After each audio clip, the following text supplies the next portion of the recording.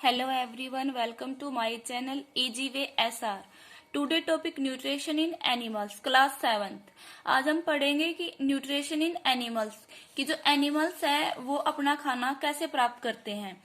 हमें पता है कि पिछले चैप्टर में पढ़ा था जो प्लांट है वो एक ऑटोट्रोप्स है, वो अपना खाना खुद बनाते हैं। किस प्रोसेस से? फोटोसिंथेसिस प्रोसेस से। बट जो एनिमल्स है वो डायरेक्टली और इनडायरेक्टली किसके ऊपर डिपेंड होते हैं? प्लांट के ऊपर। जैसे यहाँ है nutrition in animals, animals gate their food from plants directly और इनडायरेक्टली। ईटिंग एनिमल्स, इसने क्या कहा है कि जो एनिमल्स है ना वो अपना खाना कहाँ से लेते हैं? प्लांट से लेते हैं डायरेक्टली और इनडायरेक्टली, या फिर किसी एनिमल्स को खा के जो क्या करते हैं, प्लांट्स भी खाते हैं और एनिमल्स भी खाते हैं।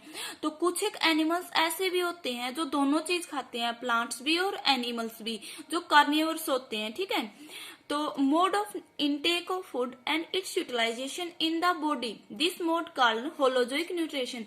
इसने कहा कि न्यूट्रिशन का एक ऐसा तरीका जिसमें क्या किया जाता है, खाना लिया और उसका हमारी बॉडी क्या करती है, यूज करती है। उस मोड ऑफ न्यूट्रिशन को कौन सा मोड ऑफ न्यूट्रिशन बोला जाता है? Holozoic nutrition. ये किसके अंदर होता है? एनिमल्स के अंदर होता है। ठीक है, तो क्या कि जो न्यूट्रिशन है ना वो कितने स्टेप में कंप्लीट होता है हमारे शरीर में? 5 स्टेप में कंप्लीट होता है।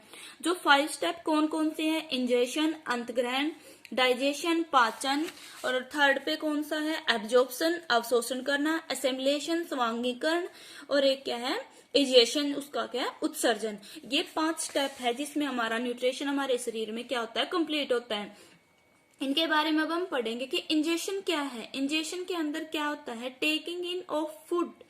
इसमें क्या किया जाता है? खाना हम खाते हैं जो, वो taking food into the body through mouth. मतलब इसमें सबसे पहले स्टेप में क्या किया जाता है? मुंह के द्वारा क्या करते हैं? खाने को खाते हैं। पहले स्टेप में तो क्या होगा? अंत ग्रहण भी, खाना ले लिया हमने, किसके थ्रू लिया है? माउथ के थ्रू। डाइजेशन का मतलब पाचन है। तो डाइजेशन में क्या होता है कि जो खाना हमने खाया है, जो कॉम्प्लेक्स कंपोनेंट थे फूड के, वो क्या किए जाते हैं? ब्रेक डाउन किए जाते हैं किसके अंदर? सिंपलर सब्सटेंस के अंदर। और ये काम कौन करता है? दांत भी करते हैं, जो इसमें सैलिवरी ग्लैंड्स होती है वो भी करते हैं। उसका हम डिटेल में पढ़ेंगे आगे। अब बस हमें देखना है कि कौन कौन से स्टेप है, कौन से स्टेप में क्या होता है। ठीक है, break down of complex component of food into the simpler substance. मतलब खाने को क्या करना? छोटे छोटे भागों में तोड़ना, क्या कहलाता है? पाचन। नंबर 3 पे क्या था? एब्जॉर्प्शन। एब्जॉर्प्शन क्या था? अवशोषण करना। अवशोषण से पता चल रहा है कि जो डाइजेस्टेड फूड है, digested food can now pass into the blood vessel in the wall of intestine. This process is called absorption. कि जो खाना हमने खाया है वो ब्लड वेसल के द्वारा क्या किया जाता है? एब्जॉर्ब किया जाता है। ठीक है, तो उसी को क्या बोला जाता है? अवशोषण। असेमिलेशन का मतलब क्या होता है? स्वांगीकरण। असेमिलेशन का मतलब है स्वांगीकरण। Assimilation is use of digested food to build complex substance such the protein required by the body. इसने कहा कि जो डाइजेस्टेड फूड, जो फूड हमारा डाइजेस्ट हुआ है उसका यूज किया जाता है क्या करने के लिए? कोई भी कॉम्प्लेक्स सब्सटेंस बनाने के लिए, जैसे कि प्रोटीन है।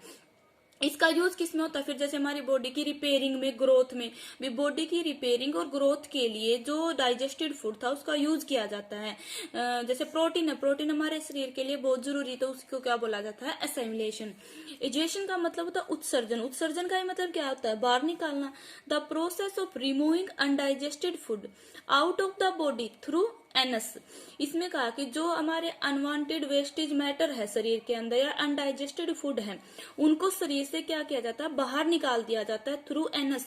तो उसी कंप्लीट प्रोसेस को क्या बोला जाता है? इजेशन। ये तो थे हमारे 5 स्टेप, जो क्या थे? न्यूट्रिशन के थे, जो हमारे शरीर में होता है। ठीक है, अब हम पढ़ेंगे डाइजेशन इन ह्यूमन।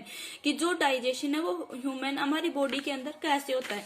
हमें पता है we take in food through the mouth. हम क्या करते हैं? जो खाना खाते हैं वो कहाँ से जाता है? हमारे मुंह से जाता है। शुरू में हम क्या करते हैं? मुंह के अंदर डालेंगे। तो ये कंप्लीट है, जो ये क्या है? हमारा डाइजेस्टिव सिस्टम है। अब हम पढ़ेंगे कि इसके अंदर क्या क्या पार्ट होते हैं, कौन से पार्ट का क्या क्या रोल है। ठीक है, the unused part of the food are defecated. इसने कहा कि जो हमारे शरीर का अनयूज्ड पार्ट था, हमारे शरीर में जो हमने खाना खाया था जिसका यूज नहीं हो रहा, वेस्ट मैटर है जो, वो क्या होते हैं, वो उनको क्या बोला जाता है, सोच बोला जाता है। ठीक है, डिफिकेटेड मतलब होता है सोच। अब हम देखें जो फूड है ना वो passing through a continuous canal, कि ये ना जैसे कि पहले यहाँ से खाया, फिर यहाँ से आया, स्टमक के अंदर गया, पेनक्रियाज भी है और स्मॉल इंटेस्टाइन भी है, लार्ज इंटेस्टाइन है, एनएस है। तो इनमें कंप्लीट में क्या होती है, यहाँ से आके यहाँ जाके कंप्लीट प्रोसेस होती है हमारी किसके अंदर, डाइजेशन, जो हमारे शरीर में डाइजेशन होता है। ठीक है, तो जो कैनाल होती है ना उनको क्या किया जाता है, डिफरेंट कंपार्टमेंट में डिवाइड किया जाता है। तो जिसमें सबसे पहले है बक्कल कैविटी। ठीक है, सबसे पहले कौन सी आई है, बक्कल कैविटी, जो हमारे यहाँ होती है, जो गाल होती है उनकी साइड में होती है, ये कौन सी होती है, बक्कल कैविटी। सेकंड कौन सा है हमारा, फूड पाइप, जिसको ओसियोफेगस भी बोला जाता है। जो ये वाली है ना, ये क्या है हमारी, ये है जो, ये क्या है, ओसियोफेगस, या फिर इसे फूड पाइप भी बोलते हैं, जो हमारी क्या होती है, भोजन नली होती है।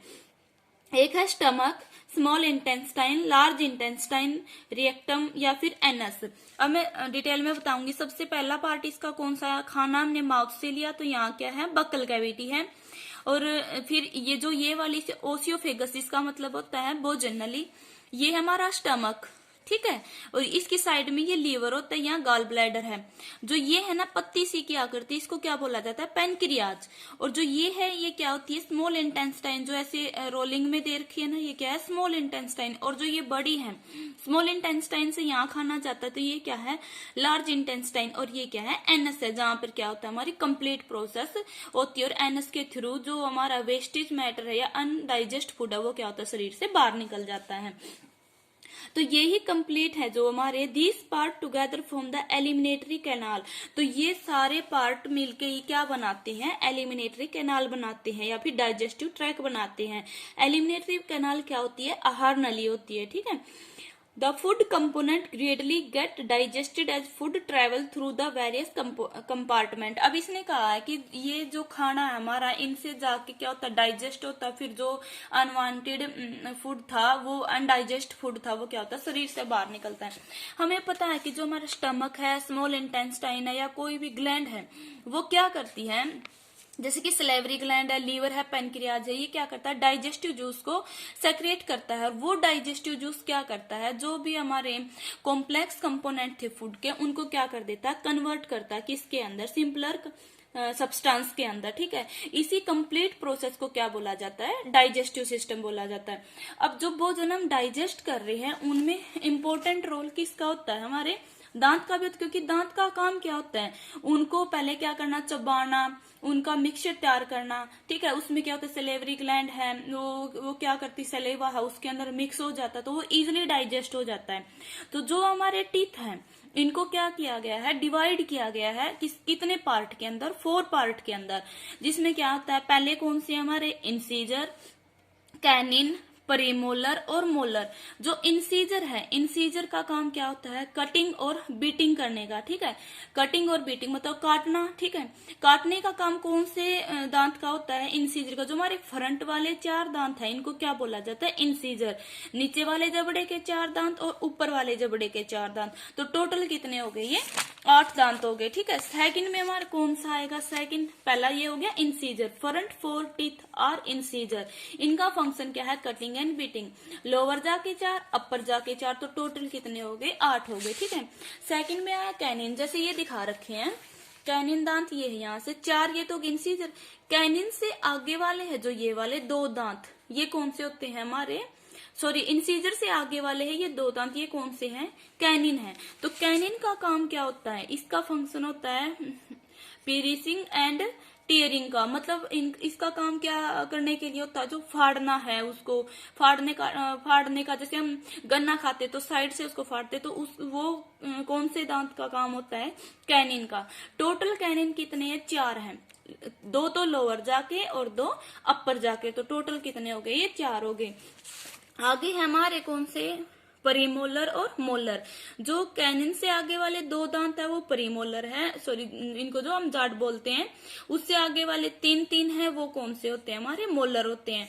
मतलब नीचे जाके 5 तो ये हो गए प्रीमोलर और मोलर, और ऊपर वाले जाके 5 और हो गए, तो टोटली कितने हो गए, 10 हो गए। तो इनका काम किस किस लिए होता है? च्यूइंग और ग्राइंडिंग के लिए, मतलब मिक्सिंग के लिए। और चबाने का काम कौन से दांत का होता है? प्रीमोलर और मोलर का। ये टोटल कितने होते हैं? 20 होते हैं, 10 लोअर जाके और 10 अपर जाके। अब हमें पता है कि जो टीथ हमारे मिल्क टीथ होते हैं और एक परमानेंट टीथ होते हैं।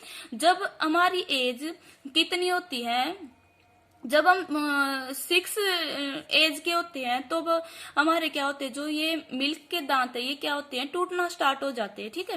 The first set of teeth grow during infancy, they fall off at the age between 6 to 8 year. जब 2 या 3 की साल मतलब 2 साल या 3 साल में तो ये दांत हमारे आने स्टार्ट हो जाते हैं, जिनको क्या बोला जाता है? इन्फेंसी एज बोला जाता है। और जब हमारी एज 6 से 8 साल के बीच में होती है तो ये दांत टूटने स्टार्ट हो जाते हैं, ठीक है। तो हम क्या करेंगे? उन दांतों को क्या बोला जाता है? मिल्क टीथ बोला जाता है। लेकिन जब हमारी एज क्या होती है?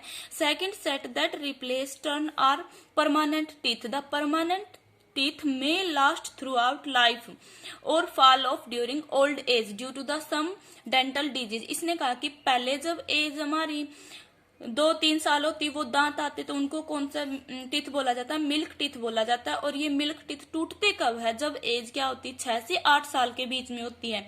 और परमानेंट टीथ कब आते हैं? इन दांत के टूटने के बाद जो हमारे टीथ आते हैं उनको क्या बोला जाता है? परमानेंट टीथ बोला जाता है। और ये क्या होते हैं? जब हम बूढ़े हो जाते हैं या हमारे दांतों में कुछ बीमारी हो जाती है तब जाके टूटते हैं, ठीक है। अब हम देखेंगे कि जो हमारे दांत हैं वो कैसे टूटते हैं। जब हम कोई भी खाना खाते हैं, खाना खाने के बाद अगर हम कोलगेट नहीं करते, ब्रश नहीं करते हैं, तो कोई बैक्टीरिया होता है, जो मैनी हार्मफुल बैक्टीरिया है, जो क्या करते हैं? हमारे दांत के अंदर ग्रो करने लग जाते हैं। और ये बैक्टीरिया क्या करते हैं? जो शुगर प्रेजेंट होती है क्या किसमें? हमारे फूड के अंदर, उसमें से क्या कर देते हैं? एसिड को रिलीज कर देते हैं, ठीक है। और वो एसिड क्या कर देता है? हमारे दांत को डैमेज कर देता है, जिसके कारण हमारे दांत क्या हो जाते हैं? टूट जाते हैं। मतलब खाना खाने से, क्योंकि खाने में कार्बोहाइड्रेट्स था वो कन्वर्ट हो गया था शुगर के अंदर, जो हमारी लार वो कन्वर्ट कर देती है उसको। और जो शुगर थी, जो ये शुगर थी, वो उस शुगर को जो ये बैक्टीरिया है किस में कन्वर्ट कर देते हैं? एसिड के अंदर। और एसिड के कारण ये हमारे क्या होते हैं? दांत टूट जाते हैं, ठीक है। अब हम एक टेस्ट लगा के देखेंगे। जैसे कि ये 2 ट्यूब दे रखी थी कि मान लो जो स्टार्च है, स्टार्च की प्रेजेंस देखेंगे हम कि वो कैसे होता है, ठीक है, कि किस में स्टार्च है किस में नहीं है। जैसे कि ये 2 टेस्ट ट्यूब दे रखी है। एक टेस्ट ट्यूब में तो क्या है, जैसे यहाँ दिया है, सॉरी, अब हम यहाँ देखेंगे कि effect of saliva on starch, कि जो सलेवा हमारी लार है उसका स्टार्च के ऊपर क्या इफेक्ट पड़ता है। एक ट्यूब हमने ये ले ली, एक ट्यूब हमने ये ले ली। जो फर्स्ट वाली ट्यूब है उसके अंदर हमने क्या लिया है? 1 टेबलस्पून बॉइल्ड राइस लिया है, उबले हुए चावल डाल दिए हमने इसके अंदर। जो हमारी सेकंड ट्यूब थी, इस ट्यूब के अंदर हमने टेस्ट ट्यूब जो बी थी उसके अंदर हमने क्या लिए है? बॉइल्ड राइस है। After chewing it for 3 to 5 minute, मतलब वो चावल उबाल रखे और साथ में चावल चबाए हुए हैं, मतलब बॉइल्ड राइस है विद चीविंग, मतलब वो चबा रखे। तो इसमें हमने वो ले लिए। इस ट्यूब में तो लिए हैं ओनली बॉइल्ड राइस, उबले हुए चावल। इसमें लिए हैं उबले हुए चावल भी और साथ में वो चबा रखे हैं।